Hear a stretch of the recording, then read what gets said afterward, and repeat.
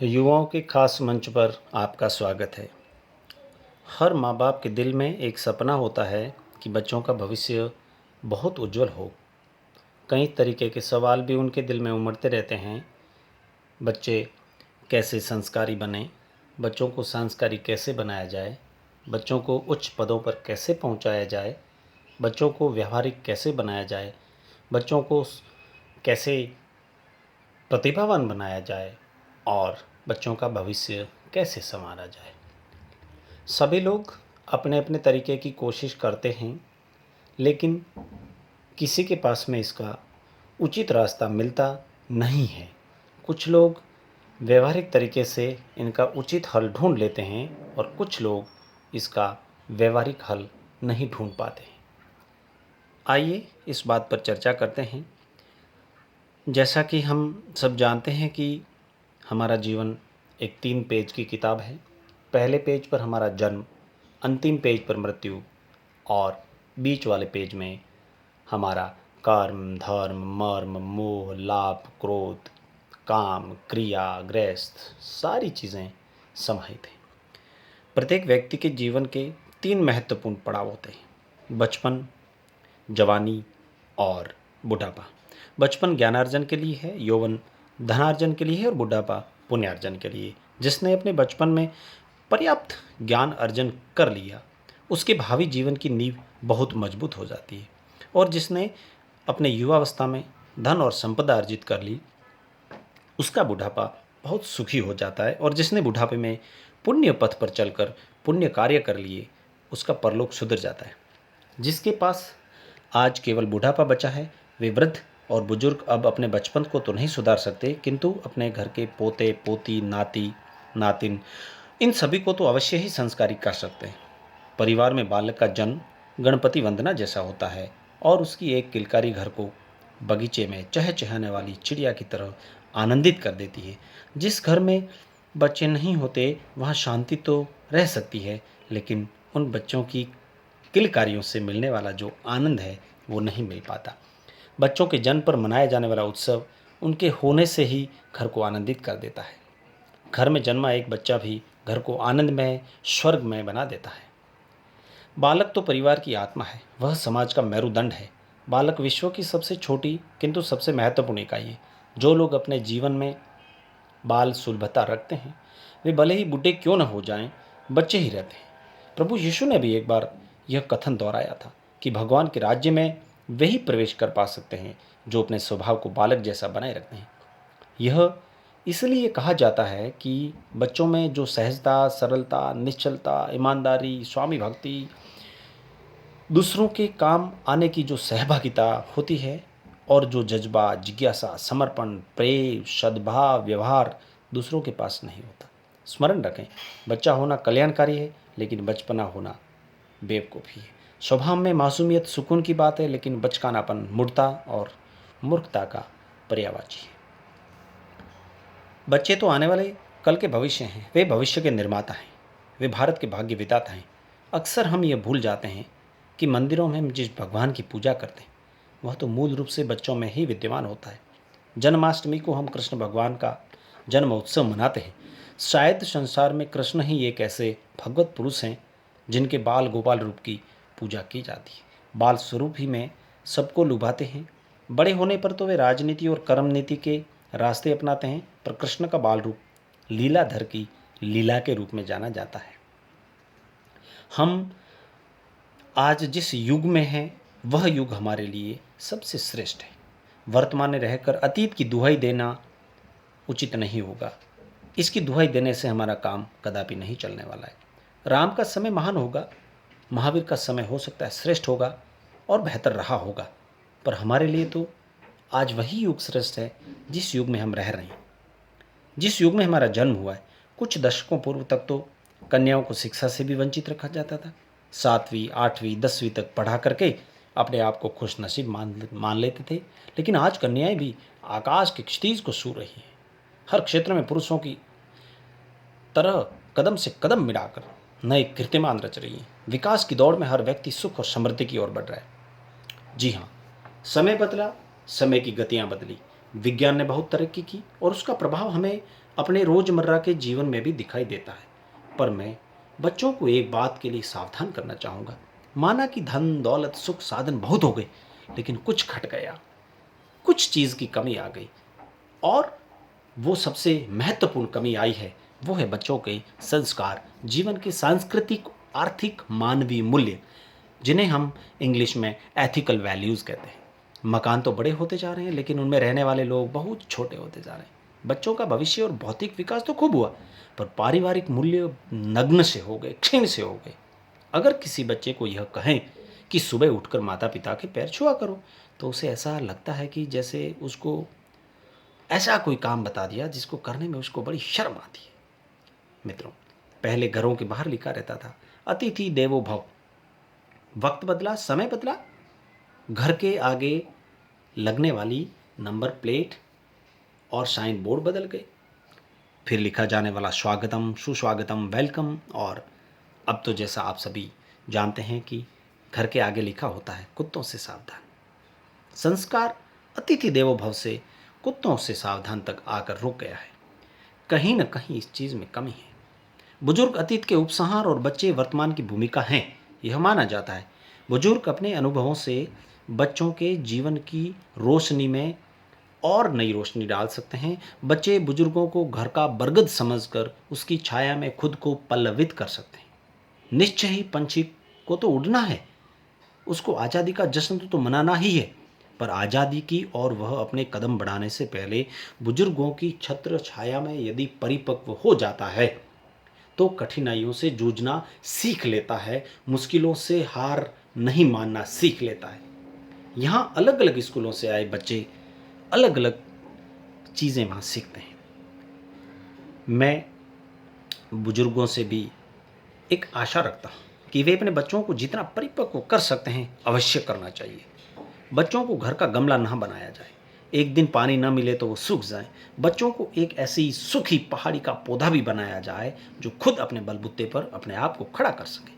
अगर आज कोई बच्चा गलत रास्ते पर निकल जाता है तो इसका मतलब यह नहीं कि बच्चों के प्रति पिता लापरवाह रहा होगा। पापा ने बच्चे की ट्रेनिंग नहीं दी होगी। केवल हो हल्ला करने से बच्चे नहीं सुधरते। बच्चों के साथ में खुद को बच्चा बनना पड़ेगा। बच्चों को गुरु ही नहीं, मित्र बनकर भी उनके कौपलों को, उनकी कलियों को पुष्पित करना होगा। उनके जीवन में चार चांद लाने के लिए हम माँ बाप को ही आगे आना होगा। बच्चे तो जहाज़ों की तरह होते हैं। जब तक वे किनारे पर रहते हैं हमें उनकी निगरानी करनी पड़ती है, पर जब वो समुद्र में उतर जाते हैं तो वो अपनी नाव खुद खेते हैं। मैं एक खास प्रेरक का जिक्र करना चाहूँगा, जिसमें अमेरिकी नौसेना का प्रमुख एडमिरल जापानी सेना से टक्कर लेने के लिए अपने बेड़े को प्रशांत महासागर में भेजता है। बेड़े के रवाना होने के बाद वह अपने बेडरूम में बैठा हुआ आराम से सोचता रहा होता है कि तभी रिपोर्टर ने उससे कोई प्रश्न पूछा, वह ऐसे समय में आराम कैसे कर पा रहा है जबकि उनके सैनिक तो भीषण समुद्री युद्ध में जूझ रहे हैं। इस पर एडमिरल ने एक विजयी अंदाज में कहा कि मैं अपनी क्षमता के अनुरूप अपने सैनिकों को बेहतरीन प्रशिक्षण दिया है, आधुनिकतम हथियार सौंपे हैं और हर हालत का सामना करने के लिए जरूरी हिदायत भी दी है। मैंने यह वह सब कुछ किया है जो मैं कर सकता था। मुझे अपने सैनिकों के लिए चिंता करने की कोई ज़रूरत नहीं है। चिंता उन्हें करनी चाहिए जिनकी ट्रेनिंग कमज़ोर है, जिसकी टीचिंग कमज़ोर रही है, जिसने कुछ सीखा नहीं है। कुछ सीखने के लिए बड़े बुजुर्गों को यह घटना बहुत पर्याप्त होती है। याद कीजिए, बहुत पहले समय की बात है, जब महाभारत कालीन समय में आप याद कीजिए कौरवों और पांडवों का प्रसंग। कौरव और पांडव एक ही घर में पैदा हुए, लेकिन कौरवों को शकुनी की सोहबत मिली और पांडवों को कृष्ण की मित्रता मिली। शकुनी की सोहबत दुर्योधन और दुशासन बताती है। कृष्ण की सोहबत युधिष्ठिर और अर्जुन बनाती है। यदि दुर्योधन और दुशासन को कृष्ण की सोहबत मिलती तो भी सुयोधन और सुशासन बनने और इतिहास कुछ और ही होता। आपको यह कहानी याद होगी जिसमें दो तोते, एक तोता डाकुओं की संगत में रहता है और दूसरा तोता संत की कुटिया के पास रहता है। जब वे दोनों ही किसी बहेलिए के द्वारा पकड़ लिए जाते हैं और एक आदमी द्वारा खरीद लिए जाते हैं, वह दोनों तोते एक ही पिंजरे में रखता है। सुबह होते ही एक तोता बोलता है, लूटो लूटो लूटो, कोई आया है, कोई आया है, कोई आया है, बाहर देखो, बाहर देखो, बाहर देखो। और दूसरा तोता बोलता है सुस्वागतम सुस्वागतम सुस्वागतम, आइए आइए आइए, बैठिए, रेस्ट कीजिए, भोजन लीजिए, पानी पीजिए, प्रसाद लीजिए। इससे सीधा सीधा पता चलता है कि जिस पक्षी की जैसी संगत रही उसने वैसा सीखा। बच्चों की संगत बहुत कुछ बच्चों को सिखा देती है। आप झूठ बोलते हैं तो बच्चा भी झूठ बोलना सीखेगा। हम कितने भी कहें कि झूठ नहीं बोलना चाहिए, चोरी नहीं करनी चाहिए, सदा सच बोलना चाहिए, लेकिन बच्चा प्रतिदिन देख रहा है कि पापा जब देखो तब झूठ बोलते रहते हैं, मुझसे अपेक्षा रखते हैं कि मैं झूठ न बोलूं। आपका आचरण ही बच्चे के लिए सबसे बड़ा प्रभावी उपदेश है। ऐसा हुआ कि फ़ोन की घंटी बजी, बच्चे ने फ़ोन उठाया तो दूसरी ओर से पूछा गया कि जी मैं फ़लाना राम जी बोल रहा हूँ। बच्चे ने पूछा सर आप कौन? बोला मैं XYZ बोल रहा हूँ। वहाँ से उत्तर मिलता है। बच्चे ने बोला सर मैं देखकर बताता हूँ कि पापा घर में है क्या नहीं है। बच्चा पापा के पास गया और पापा को बोला पापा XYZ आपके दोस्त का फ़ोन आ रहा है। पापा तुरंत याद करते हैं, बोले हाँ उससे तो मैंने कुछ पैसे लिए थे और वो पैसे मांग रहा है। ओके बेटा उसको बोल तो पापा घर पे नहीं है।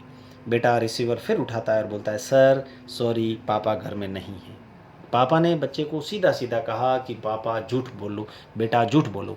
बेटे ने बड़ी होशियारी से इस बात को अपने दिल में बिठा लिया कि झूठ बोलने से प्रशंसा मिलती है। अब बच्चे को इससे क्या प्रेरणा मिलेगी? यह तो देखेगा कि झूठ बोलने से चाटा और झूठ बोलने से प्रशंसा और सच बोलने से चाटा मिलता है। तीसरी बात, अपने बच्चों को आज़ादी दीजिए, लेकिन इतनी भी नहीं कि उन पर आपका कोई अंकुश न हो। बच्चों को लायक बनाए पर सावधान। उन्हें इतना लायक भी न बनाए कि वे आपके प्रति नालायक साबित हो जाएं। उन्हें इतनी ही आज़ादी न दें कि आपकी बात भी न सुने। मारने पिटने से कभी बच्चे नहीं सुधरते। उनकी आँख की शर्म है, मान है, मर्यादा है, बस उसमें बंधे रहते हैं। पुत्र सास बहू में जब तक आँख की शर्म बाकी है तभी तक मर्यादाएं बाकी रहती हैं। जब आँखों की शर्म टूट जाए तब दुनिया की सारी मर्यादाएं खत्म हो जाती हैं। पिता वह नहीं जो मात्र संतान को जन्म दे। पिता वह नहीं जो सिर्फ बच्चों पैदा करे या उसे अपनी संपत्ति का उत्तराधिकारी बनाए, दुनिया भर का पैसा कमा के अपने बच्चों को धनवान बना करके बंगलों का मालिक बनाए। असली पिता तो वह है जो बच्चों को संस्कार देता है, बच्चों को संस्कारों के प्रति वफादार बनाता है, देश दुनिया से प्रेम करना सिखाता है, देश दुनिया से मोहब्बत सिखाता है, विश्वास सिखाता है, सक्षम बनना सिखाता है, दुनिया में अपनी जगह बनाना सिखाता है। आप बच्चों के प्रति सजग रहें, उन्हें बेहतर शिक्षा दें, बेहतर संस्कार दें, घर में अच्छा माहौल बनाएं, एक दूसरे के साथ आदर भाव के साथ पेश आएं, अतिथि को बड़ी प्रसन्नता से स्वागत करना सिखाएं। आप अपने अतिथि की प्रसन्नता से स्वागत करें। बच्चों को सिर्फ कहानियाँ पढ़कर ना सुनाएं कि बड़ों का आदर करो, बड़ों से प्रेम करो, अतिथि का स्वागत करो। ये सारी बातें किताबों में लिख कर देने से बच्चा नहीं सीखता। ये सारी चीज़ें लिखकर घर के दीवारों पे पोस्टर चिपकाने से बच्चा नहीं सीखता। सुबह उठकर एक सुविचार सुनाने से बच्चा नहीं सीखता। बच्चा तो हमारा आईना है, हम बच्चे के आईने हैं। जो व्यवहार माँ बाप करेंगे हम करेंगे, बच्चा अक्सर वही सीखेगा।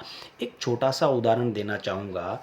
अक्सर पिता सिगरेट पीते रहते हैं, अक्सर पिता खैनी गुटखा मसाला खाते रहते हैं, और जब उनके बेटे बेटियां बड़े होते हैं, यौवन काल में चले जाते हैं, और जब पिता कभी उन्हें एक बार बीड़ी सिगरेट की फूंक मारते देख लेता है तब पिता के पैरों तले जमीन खिसक जाती है। फिर बोलता है अरे तूने कहाँ से सीखा? Oh very good.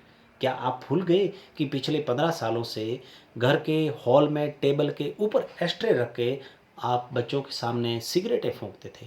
क्या आप भूल गए कि बालकनी में बैठे बैठे 15 साल आपने आपके बच्चे बेटे बेटी के सामने सिगरेट बीड़ी गुटखा खैनी तंबाकू खाया है? बच्चे ने तो आपसे ही देखा है मालिक। आप जो व्यवहार करेंगे बच्चा वही व्यवहार करेगा। आइए हम बेहतर करना सीखें, सदा हंसमुख रहें। आपकी मुस्कान ही आपकी पहचान है। आपकी खिलखिलाहट से घर का वातावरण आनंदमय हो जाए, ऐसा व्यवहार आप करें, बच्चे के अंदर वही गुण समाहित हो जाएंगे। आप शालीन और संस्कारित परिवार के बच्चे बने, बच्चों को शालीन और संस्कारित परिवार के बच्चे बनाएं। आपको ऐसा कुछ भी नहीं करना चाहिए जिसके आपके परिवार की और उंगली उठे। मैं बस फाइनली यही कहना चाहूँगा कि हम सब याद रखें कि ईश्वर ने हमारे ऊपर महती कृपा करके हमें मानव जन्म दिया है। जीवन का विकास, व्यक्तित्व का निर्माण, सफलता, समृद्धि, सुख, पुरुषार्थ सब कुछ दिया है, और यह सब कुछ जो भी हम जीवन में पा रहे हैं, जो भी हमें जीवन में अच्छा मिल रहा है, यह सब हमारे अपनों से, परिवार से, दुनिया से, प्रेम, मोहब्बत, ईमानदारी, इच्छाएं, इन सब का परिणाम है। शुरुआत में प्रभु के हाथ में है, पुरुषार्थ आपके हाथ में, प्रारब्ध ईश्वर के हाथ में है, पुरुषार्थ आपके हाथ में है। हमेशा इस बात को ध्यान रखना चाहिए कि प्रारब्ध उन्हीं को मिलता है जो उसे प्राप्त करने के लिए अच्छा पुरुषार्थ करते हैं। अच्छी तकदीर और अच्छी तकदीर मतलब अच्छा भाग्य और अच्छा पुरुषार्थ, बस यही आपको सफलता, श्रेष्ठता, सौभाग्यवान, संस्कारवान और उच्च आसीन पदों पर पहुंचाने में आपकी मदद करेगा। शाब्दिक त्रुटि के लिए माफ़ करें। आपका बहुत बहुत धन्यवाद। आपके बेहतरीन वैल्यूएबल प्रतिक्रियाओं का मुझे इंतज़ार रहेगा।